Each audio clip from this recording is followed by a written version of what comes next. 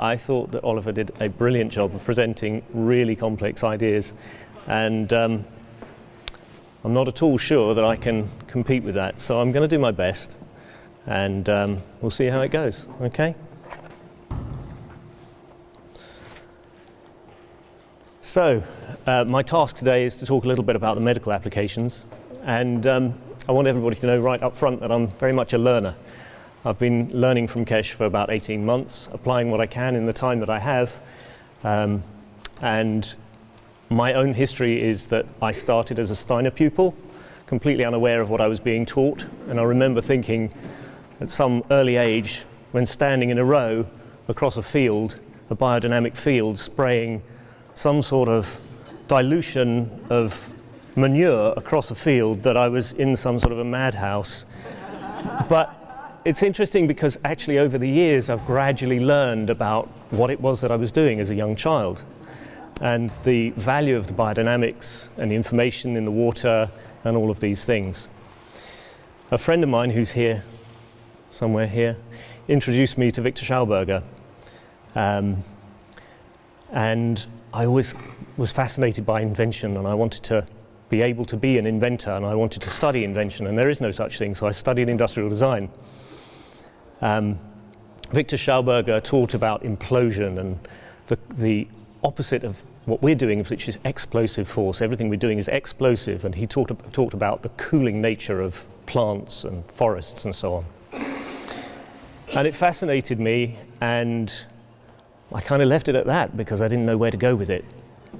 So I studied industrial design, found that the study was fascinating, but the work was not very interesting. I then studied nutritional medicine. And again, I was kind of thinking, well, this is very limited. I don't really get enough from this. And then I came across Dr. Klinghardt. And Klinghardt teaches the 5 levels of healing. So he's very much about physical injury, physical repair, electrical injury, electrical repair, mental injury, mental repair, and that there's a downward causation and a slower upward causation. So then with that background, I learned a bit more. I wanted to take it further. I could see that it wasn't all physical, and I wanted to be able to be very targeted, so I then learned field control therapy. And field control therapy, as a teacher of mine right here, is a very interesting combination of arts and sciences, and uses sarcodal homeopathics. So a sarcode is a homeopathic of an organ tissue. So what we're trying to do with field control therapy is recognize that the field has been disrupted in an organ, and we try and tune that organ back in. We try to give the message back to the body so that it can retune and respond and get back on with the job that it's supposed to have in hand, but it's all from an informational point of view. So that's how I then came on to the work of Mr. Kesh. So I don't know if any of you have come across this guy, but there's something called the Semmelweis effect. In 1847, Semmelweis had the mad idea of washing hands, or asking surgeons to wash their hands before assisting in child labour. Women were dying by the thousand because of infection, except they didn't know about infection. So he came up with this mad idea that he couldn't see what it was that was happening, but if you wash your hands, he was convinced that this was going to eliminate or massively reduce the deaths. And sure enough, it did for those who applied this new concept. But the vast majority of people didn't understand it. It flew in the face of all the knowledge that was around at the time. The paradigms that they had didn't support the idea that you should wash your hands and get rid of something that nobody could see. So he actually died at the age of 47 in an asylum because his idea was completely rejected. Those that applied the knowledge reduced the death toll by 99%. But the vast majority of people just ignored it, and millions of, or tens of thousands of women, I'm sure, died as a result of ignoring something that was outside the existing paradigm. So he was solving a real problem. It was an obvious problem. And a lot of us today don't think there's a problem. Perhaps in this room it's different, but if you go out into the public right now, the vast majority of people say, well, you know, life length is increasing and health is improving and so on and so forth. But if we look just at autism up there, 1 in 48, this is the official American figures, 1 in 48 children born this year, or 2016, will be on the autistic spectrum. When I was a child, it was 1 in 10,000. Something is very, very wrong. Diabetes, 1 in 4. Obesity, 1 in 3. Major depression, 1 in 2. Cancer, 1 in 2. Heart disease will result in 1 in 3 deaths. And every single one of us is expected to have cognitive decline by the time we die. There's a real problem, and we need to do something about it. So where do we go from here? So the only scientifically valid solution to any problem is to identify and remove its true cause. And then the question is, well, what's the cause? What's the cause of the cause? And what's the cause of that cause? And how far do we go until we actually get to a point where we can influence the primary cause and have a cascade of positive outcomes? And that's what this is all about. So why is human health collapsing? This is a great image, I love that. Is it infection? If it's infection, is it the immune system? Or is it the cellular metabolism? Or is it the microbiome? Or is it all of these things? And if it is all of these things, or one of them, what is causing the breakdown of the immune system? What's causing cellular metabolism breakdown? And why is the microbiome failing? There are so many ways that we're introducing these toxins and these problems that it's almost impossible to go through them all. But we have heavy metals to consider, pesticides, solvents, we have petrochemicals and pharmaceuticals, and all of these things are influencing us in a negative way. And really there are no easy solutions. I'm sure many of you have come across heavy metal toxicity and know how difficult it is and how time-consuming it is to get rid of heavy metals once they're in the system. Jennifer Seneff has presented some fantastic work on glyphosate, and glyphosate is the active ingredient in Roundup. And she marries the curve in the growth of autism with glyphosate absolutely perfectly. And glyphosate actually chelates things like aluminium. It grabs hold of them, it wraps up aluminium, which has got a positive charge, and the positive charge stops the aluminium from crossing the gut barrier into the bloodstream and stops it from crossing the brain barrier as well, blood-brain barrier. But if glyphosate gets hold of the aluminium, the positive charge is gone, the glyphosate crosses into the bloodstream, then up into the brain, the aluminium is released, and all hell breaks loose. So it's just one chemical. There are thousands of chemicals out there and toxins. So where do we go, and what is the solution? So what is the cause of the cause? Why is mercury poisonous? What makes mercury toxic? Why is another element not toxic? What's the difference? They're all electrons, protons, and neutrons, as we're taught, but some of them cause devastation and some of them make us healthy. So right there, we have to ask another question. What is it? If they're all electrons, protons, and neutrons, we must be looking at the field. And this comes back to field control therapy, but it also comes to all of the work of Mr. Kesh. It is the field that is important.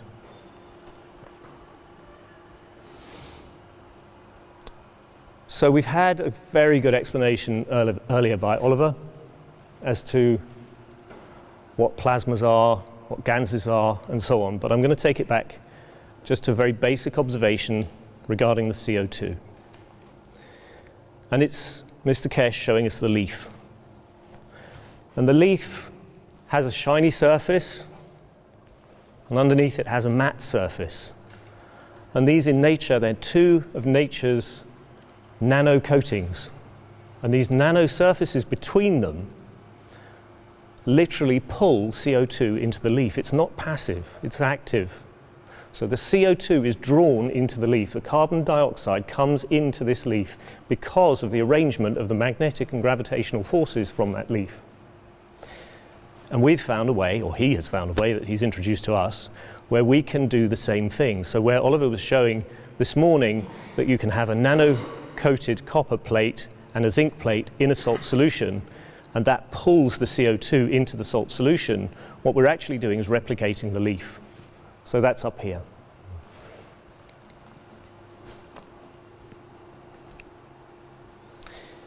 Then this statement that Oliver used this morning, to know and not to do is not yet to know.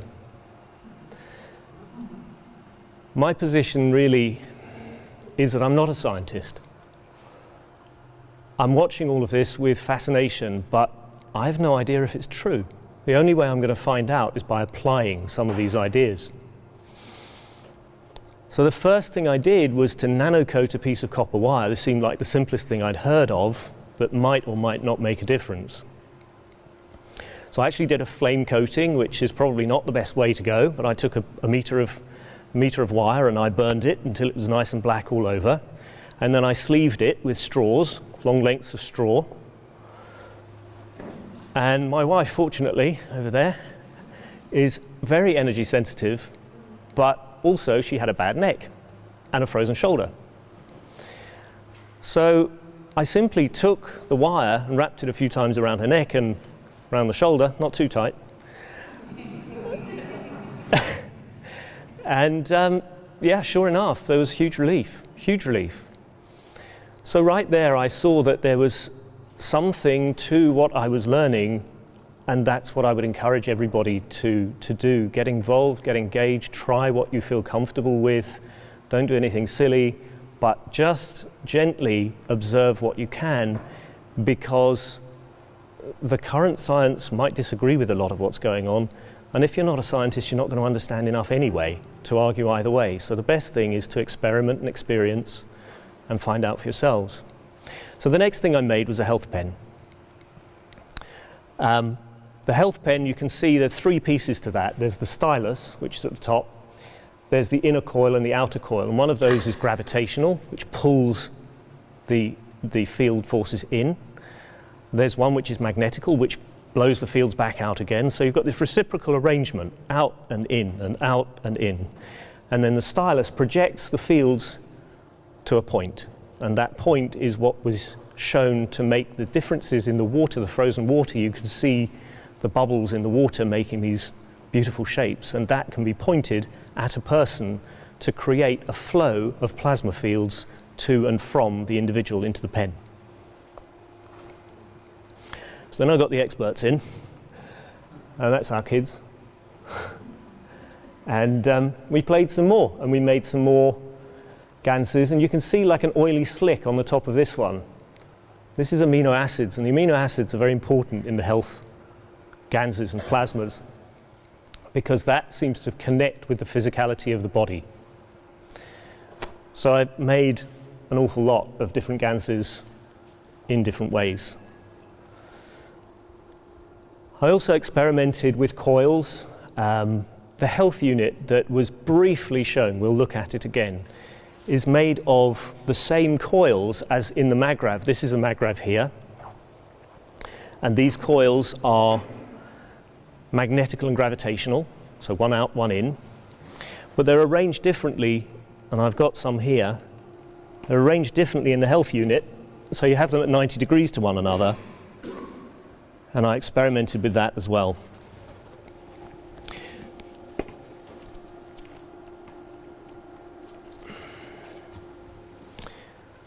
I also made a health cup, which I'll show you over here in a little while. But I was really just learning, seeing what I could do. And some of the applications are very sophisticated. The whole health unit is a huge, huge endeavor that takes many, many, many hours, and I simply didn't have the time. But I had the time to rig something up and play with it and work with it and get to know it. And I had the time to make a few health cups. And then I began to apply things to see what I could do. So over there you can see the greeny blue is a copper GANS, and the one next to it is a CO2 GANS. And I started making patches of copper and CO2 and playing with them and experimenting with them. And I also made the ganses in these tubs. That tub there is one of mine. And I would simply ask people if they would feel them, see if anything changed, and found that people had some great reliefs. Pain relief. One of my first experiences was a gentleman. He was an older man, and he wanted to do a car rally. He had an old car with very heavy steering, and his right shoulder just didn't work. He couldn't really manage the steering, and he wasn't going to be able to make it. So I literally just got a couple of plastic bags with some wet tissue and poured some CO2 GANs on it and a little bit of copper, packed it off, strapped it to his arm and said, go and have fun, see how it goes. And he just emailed me at the end and said, yeah, I managed it was fantastic, my arm was working. Freedom of movement. Frozen shoulder has been able to move. Increased muscle strength. I had a young lady contact me. She's had Lyme disease and various other illnesses, and she's really neurologically compromised, and at the time she was having a very rough time and needed crutches or sticks to get from A to B around her room. And I sent her a CO2 patch. Might have even been a test tube of CO2, I don't remember. And I said, put it behind your neck and let me know. So she put it behind her neck, and in 5 minutes she could walk without a stick. Very interesting. The same young lady contacted me some while later because I also sent her a CH3. CH3 is the energy. I sent her a CH3 patch. And she said something really strange happened. I was going swimming this morning. NB, can't normally exercise in the morning. And on my way to changing, I took the CH3 patch out of tucked down the back of my trousers, and my legs buckled. And she said the CH3 was the thing that gave me the strength to get to the pool. So she tucked it back in again, and she could continue to operate. Then I had a lady in America. I sent her a couple of CO2 patches for her wrists. She's quite a high flyer. She does a lot of computer work, and her wrists are agony. She needs a couple of hours of light therapy to her wrists every evening so that she can go in and do the same harm to her wrists the following day. And the CO2, over a number of weeks, reduced the pain and the immobility, not just in the wrists, but in the rest of her body, that she doesn't need the lamps anymore and only uses the CO2 patches every so often now. That foot there's mine. I damaged my ankle, and I used the CO2 and improved it. It recovered very fast. But just before it completely recovered, a wasp stung me in that foot, and the circulation was still not where it should be, and it got infected, and cellulitis set in. So I thought, I know, CO2 GANs. So I put the GANs patch on, and then I remember in the evening we watched some telly, and I grabbed another patch from somewhere and I whacked it on, and boy did it get worse. And it got worse because I put CH3 on it, and I hadn't realized.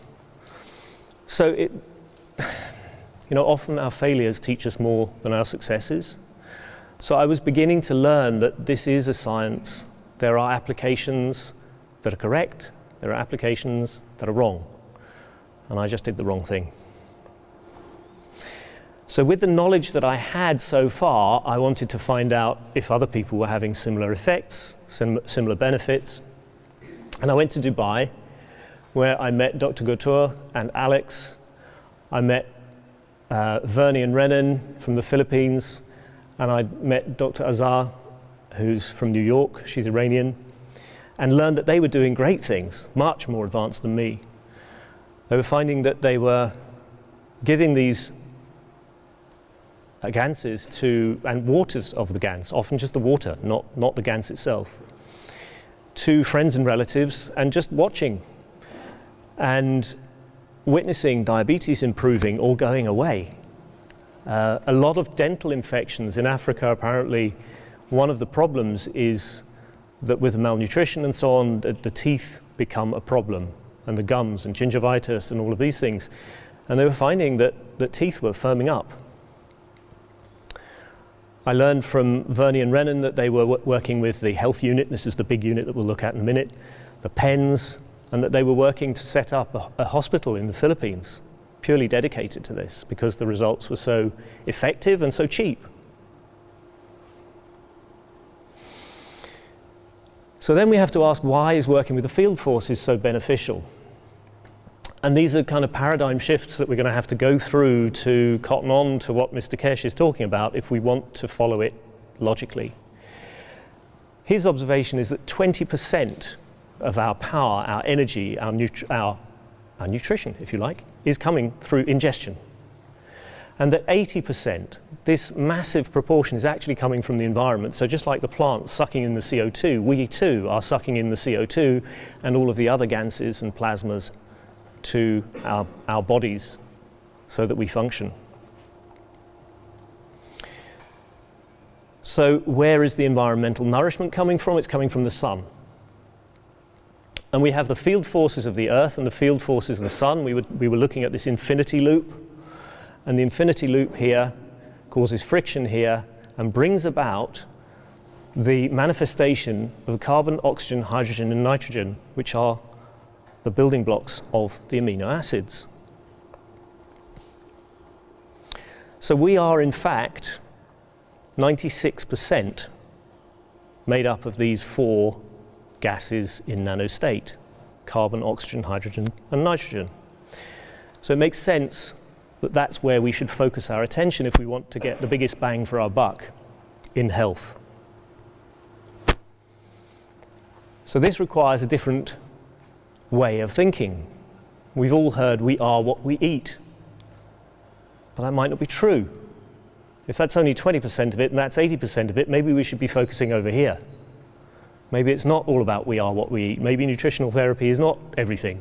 Maybe it's a fraction of it. Maybe it's almost irrelevant. It's not. But the point is that there is a huge piece of the pie that we've been missing.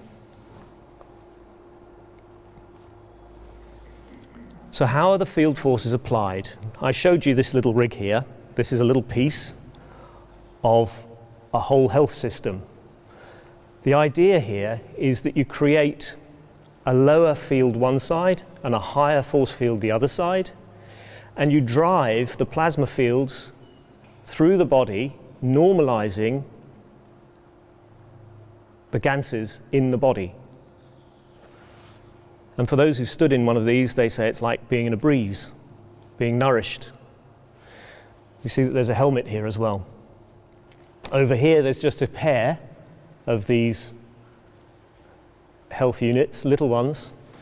And these you can put a hand between, or a knee, or so. And again, it's all about exchange of fields from high to low, high to low, high to low, and normalizing whatever's in the middle.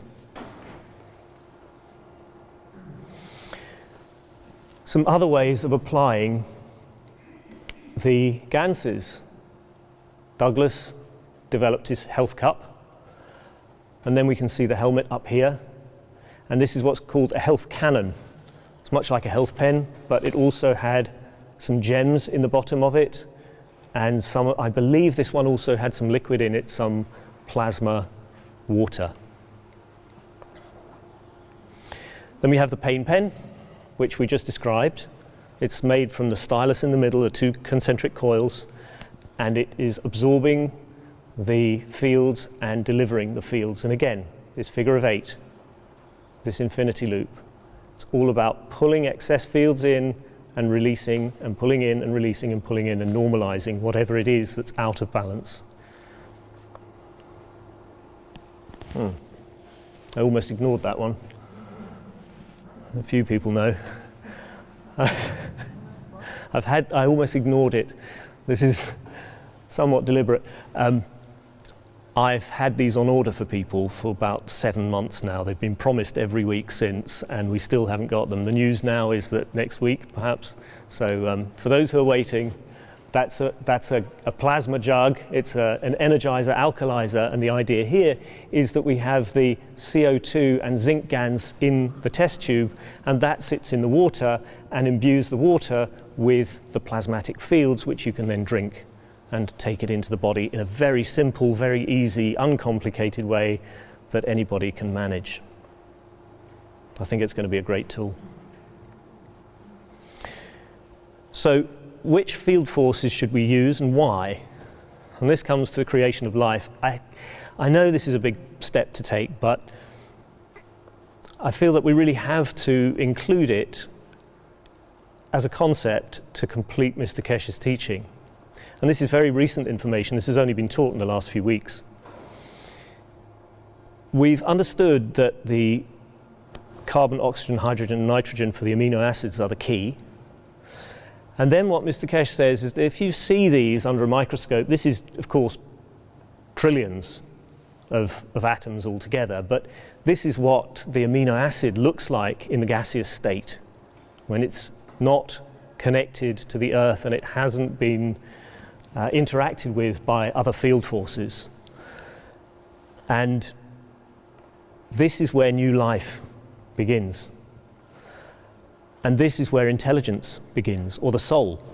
And the soul is in that amino acid right there already. As the amino acid interacts with other force fields from the planet, on Earth, the interaction for the animal world is copper.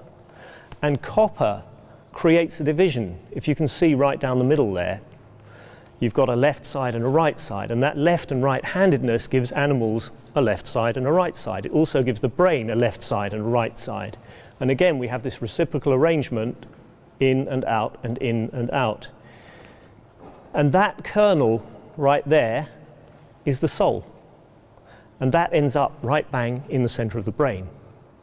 So just as the sun is the center of the solar system, we have a soul in the center of the brain. So certainly from the emotional point of view of Mr. Kesh's teachings, the soul is in the center of the brain, and then perhaps the physical soul is in the center of the heart.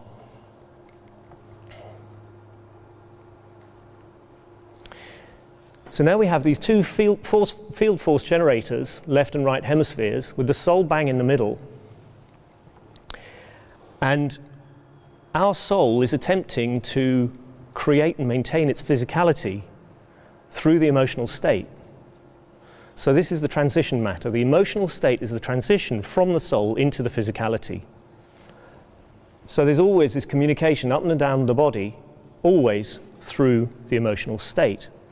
And the suggestion then is that if the emotional state, the field forces generated by the left and right hemispheres, if they're out of balance, then that can lead to ill health. He's not alone. I'm sure many of you have come across what's now called Germanic New Medicine. Dr. Gerd Hammer developed testicular cancer after his son was shot in a freak accident. And he was so convinced that his testicular cancer came about through his emotional disruption, his emotional shock, that he went into further investigation. He was working in an oncology department where he was scanning cancer patients using, I believe, Siemens MRI equipment. And what he noticed was that there were ripples in various locations around the brain. And this has always been put down as a technical fault of the machinery, but if he moved the patient, the location of the ripple moved with the patient. And he then began to map out what he felt was going on, and he could after a while read an MRI and say, look, there's the ripple, that's the loss of a child, or loss of a connection with the child, and that's a breast cancer. Or that is a starvation issue, and that's a stomach cancer. And sure enough, the locations and the correlation in the body showed up very, very strongly. So we have there some observation of a correlation between the emotional, psychological interference and the manifestation of the illness in the physical body. Then we have the electrical observation. We know that by stimulating certain parts of the brain, we're making connections with certain parts of the body. You can't actually see it very well on this slide, but right here, this is the soul, and there should be waves coming out and then coming back in again. And again, this is the reciprocal arrangement of information in, information out, field forces in, field forces out. And although different parts of the periphery of the brain can be connected with different parts of the body, there's really no electrical, neurological, clear connection between nerves coming into the spinal cord and then out to these parts of the brain. So that connection is thought to be a field force connection, as taught by Mr. Kesh. So then we have the systems of the body. We have the blood system. And the blood system is nourished principally through breathing. As we breathe, we are working with the emotional state and communicating all of our emotional needs. Every single cell in the body, every single blood cell in the body has an address that it's going to nourish. Then we have the nerve system, and the nerve system is communicating the emotions of the brain through into the physicality. And the lymph system is then taking the plasma fields from the food through the lymph into the bone, where the bone is then nourished, and the nourishment then accesses the blood. So there's this complete cycle that's going on all the time.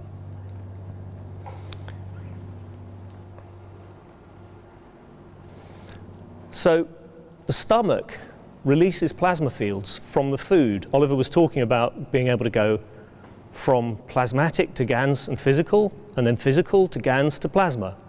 So in this case with the food, the plant has absorbed the plasmatic fields, and what we're doing, we're breaking down those plasmatic fields, breaking down the matter state, releasing the GANs and the plasma into the body through the stomach. The bones then are like the plates. We've got a copper plate and a zinc plate in order to absorb certain field forces. And the lattice work of the bones gives the brain the opportunity to tune what it's trying to absorb where for which nourishment, which piece of bone is sending which plasma field to which organ. So that's another observation. The lungs, we just said, nourish the blood, and the heart is very curious because the heart is both striated and smooth muscle. The smooth muscle is under control of the emotion. The striated muscle is under control of the physicality, and the heart is both striated and smooth. So its job is to harmonize the requirements of the emotion and the physicality. We have the energy body.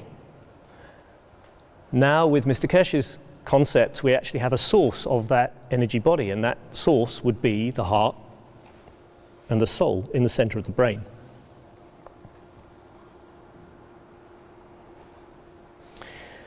So we have a completely new perspective. Rather than simply making plasmas and ganses and so on and not having any idea why, now you have an idea why. What you're trying to do is you're trying to communicate from the soul through the emotion to the physicality and back again.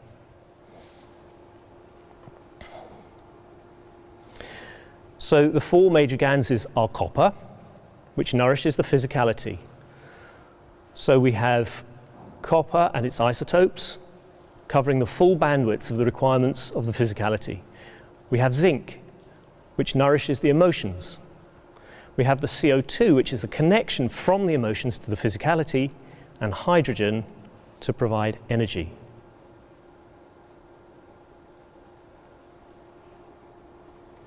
So then we go back and we look at Douglas with his health cup. Douglas was ex-military, and he was crippled with pain, and he started making ganses, just learning from Mr. Kesh, and Mr. Kesh really encouraged him, and he made himself a health cup. Now this is a cup. I'm going to try and hold it up with one hand. Here, let's take that lid off. So you have a straw going to the bottom, you have an inside of the cup, you have an outside of the cup, and it's actually a twin skin. So if I take one out of the other, you can actually create a copper insert which is not in contact with the fluids that you put in it. And then you put CO2 inside that, and shall I show that around? Yeah, you can pass that around. So now we have a better understanding. What happened was that Douglas got to the point where he could chop logs again. He could push his kid round on a bike, and he could take really long car journeys, and all of his pain resolved and his back injury went. And why is that? What was it that was going on? Well, what he was doing was he made a nano-coated copper. That's the copper, that's the physical. He then also added CO2 GANs. That's the connection between the emotion and the physical.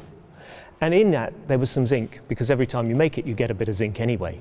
So he's nourishing his emotional, physical, and the connection between the two. and that's what he got. If we look then at the pain pen, Gillen, our son, broke a tooth, and I was able to use the pain pen and instantly get rid of the pain, took it away, it came back again, used it, and he was very shocked. It didn't last, but it was a physical injury that needed more repair work. But of course the pain pen is copper, it doesn't have the zinc, it doesn't have the CO2, it's pain for pain. It's not pain for emotional pain. Okay, so now we start being able to make distinctions and say, oh, I want to use this for that. I want to use the copper because I'm working with the physicality. I want to use the zinc because I'm working with the emotion. I want to work with the CO2 because that's the majority of the body in the first place, and it's going to connect the emotion to the physicality. Same with the energizer, alkalizer jug, CO2 and zinc. So it's the emotion, connecting the emotion to the physicality. The pain patches. Now we have another way of working with the pain patches, 1:3 ratio. You can make 2 CO2 patches, one weak and one strong, and deliberately that sets up a field effect between the two, a flow from this one to this one, this one to this one, this one to this one. If you put somebody's shoulder between the two, now you don't just have a weak field, you actually have a traveling field that runs backwards and forwards right through the shoulder, and that will penetrate more. The plasma fields will penetrate a great deal more, as shown here. How am I doing for time? I'm using it up fast. Okay. So we're going to go quite quickly through this.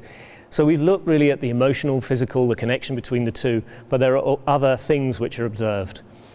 When the Fukushima disaster happened, it was known to be pretty bad. The plasma technology was actually used in Fukushima, and there were safety studies conducted. And they found that by giving mice the tritium-enriched water, it killed them in 3 to 6 days. If they gave them the CO2 as well, they survived. Not only that, but when they gave them influenza, they recovered.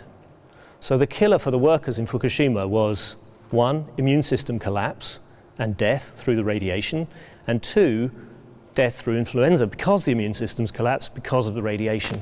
And the CO2 seemed to compete with that and resolve it. We know that Chernobyl wasn't as bad as Fukushima, and people are moving back to Fukushima already.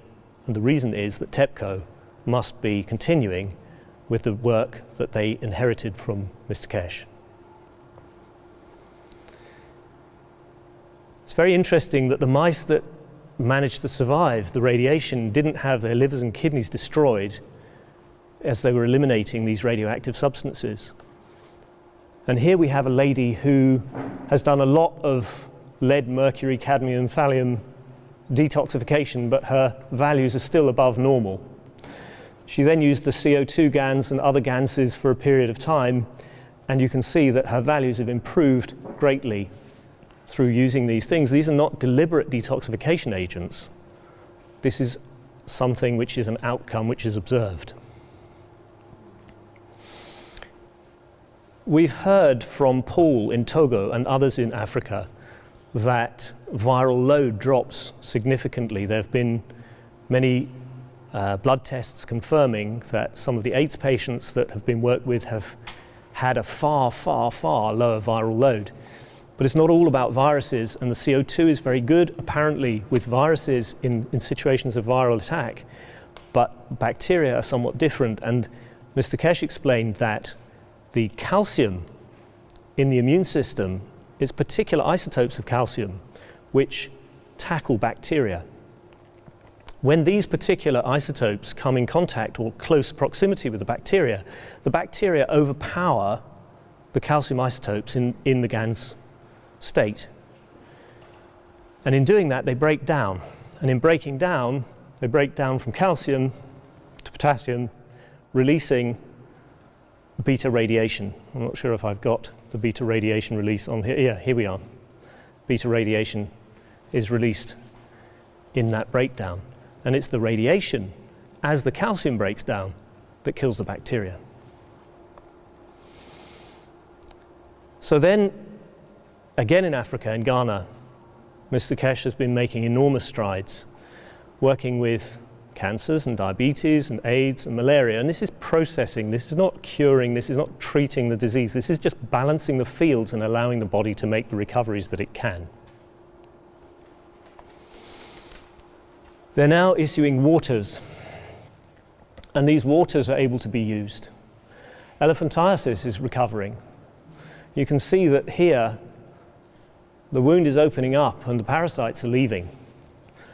And this is a condition there's no answer for at the present time. For those of you who saw the Cancer Blueprint Day, Dr. Rodrigo, who's a 30-year veteran plastic surgeon, he took on a cancer case to see if he could help by balancing the fields. This is a very difficult case. The wound was already perforated, there'd been some antibiotics that had failed, the breast had swelled a great deal, and he took the case on. The first thing he did was breathing. The emotional state has to be balanced. The emotional state comes through the zinc.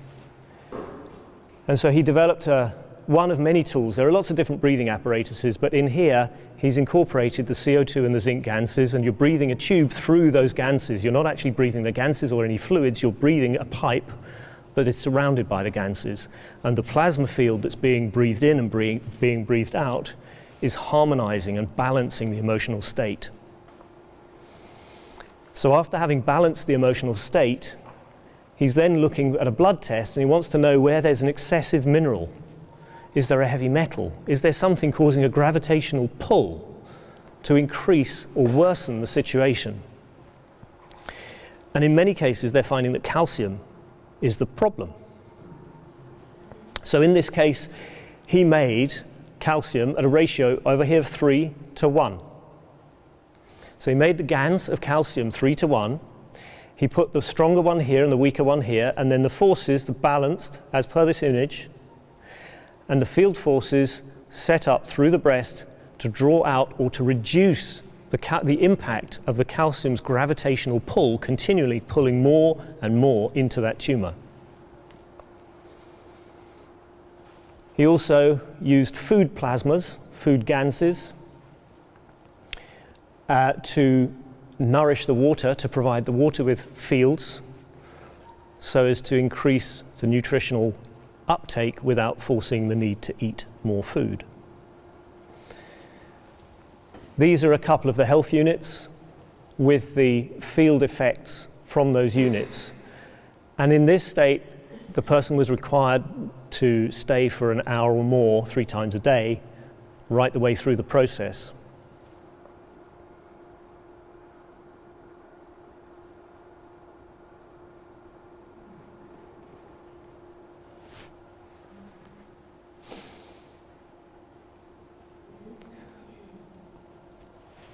At this point, there was an